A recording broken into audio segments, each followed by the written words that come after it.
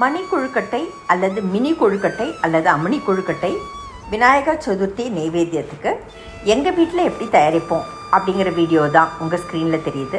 முதல்ல ஒரு பேனை சூடுபடுத்தி அதில் 2 கப் அளவு தண்ணி சேர்க்கலாம். தண்ணி நல்லா கொதி வரைச்சி மாவுக்கு தேவையான அளவு உப்பு, 1 டீஸ்பூன் அளவுக்கு நல்லெண்ணெய் சேர்த்து மாவு நல்ல கொதி வரைச்சி 1 கப் பதப்படுத்தின அரிசி மாவை அப்படியே தூவின மாதிரி அதில் போடலாம். 1 கப் பதப்படுத்தின அரிசி மாவுக்கு 2 கப் தண்ணிங்கிறது ஜென்ரலாக கரெக்டாக இருக்கும். அப்படியே இந்த மாவை சுருள கிளறலாம்.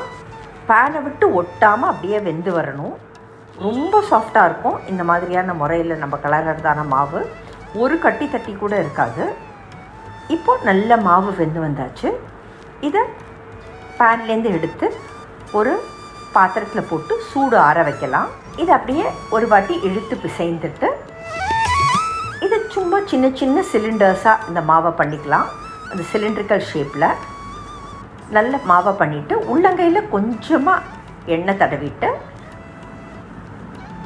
இந்த சிலிண்ட்ரிக்கல் ஷேப்பில் நம்ம செஞ்சதான அந்த மாவுலேருந்து சின்ன சின்ன மார்பிள் சைஸ் அளவுக்கு மினி கொழுக்கட்டைகளாக இந்த மாவை ஷேப் பண்ணலாம். சின்ன சின்ன மார்பிள்ஸாக இந்த சைஸ்க்கு இப்படி எல்லா மாவையுமே நம்ம சின்ன சின்ன மார்பிள் சைஸ்க்கு தயாரிச்சிடலாம்.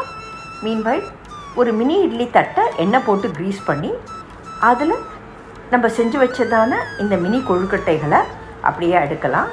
இதை ஒரு 6 to 8 மினிட்ஸ் போல் நம்ம ஸ்டீம் பண்ணோன்னாலே போதுமானது, நல்லா வெந்துடும். மீன்வைல் ஒரு பேனை சூடு பண்ணி அதில் கொஞ்சம் நல்லெண்ணெய் போட்டு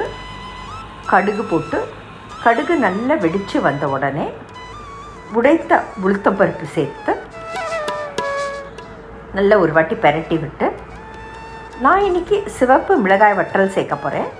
ஒரு டேஷ் ஆஃப் பெருங்காயம் சேர்த்ததுக்கப்புறம் நீங்கள் வேணும்னாக்கா சிவப்பு மிளகாய் வற்றல் சேர்க்கலாம். அல்லது சில பேர் இதுக்கு பச்சை மிளகாய் இஞ்சி விழுது கூட சேர்ப்பாங்க, உங்கள் விருப்பம்தான். அப்புறம் ஒரு 2 டீஸ்பூன் அளவு நான் இதுக்கு தேங்காய் துருவல் சேர்க்குறேன். எங்களுக்கு அந்த கொழுக்கட்டைகள் நிறையா இருந்து கொஞ்சமாக தேங்காய் இருந்தால் பிடிக்கும். உங்களுக்கு தேங்காய் பிடிக்கும்னா நீங்கள் தேங்காய் இன்னும் கூட போட்டுக்கலாம். கொஞ்சமாக கருகப்பிலை பொடி, அதுக்கப்புறம் அது அப்பீலிங்காக இருக்கணுங்கிறதுக்காக கருகப்பிலையும் சேர்க்கலாம். சீசனிங்க்கு மாத்திரம் தேவையான அளவு உப்பு சேர்க்குறேன். இப்போது ஒரு 8 நிமிஷம் போல் ஆயிடுச்சு. நம்மளோட கொழுக்கட்டைகள் நல்ல ஆவியில் வெந்து ரெடியாக இருக்குது. ரூம் டெம்பரேச்சருக்கு வந்தாச்சு. கொஞ்சம் கருகப்பிலையாக பேனில் சேர்த்துட்டு நம்ம செஞ்சு வச்சதான இந்த மினி கொழுக்கட்டைகள் நல்லா ஆவியில் ரூம் டெம்பரேச்சரில் இருக்கிறத அந்த பேனில் சேர்த்து எல்லாத்தையும் நல்லா ஜென்டிலாக கிளறி விடலாம். இப்போது பிள்ளையார் சதுர்த்திக்கு நைவேத்தியத்துக்கு எங்கள் வீட்டில் மினி கொழுக்கட்டைகள் அப்படின்னு சொல்லக்கூடியதான மணி கொழுக்கட்டைகள் அல்லது அம்மணி கொழுக்கட்டைகள் தயார். ஒரு டேஷ் ஆஃப் நெய் சேர்த்து இதை நைவேத்தியம் பண்ணலாமே.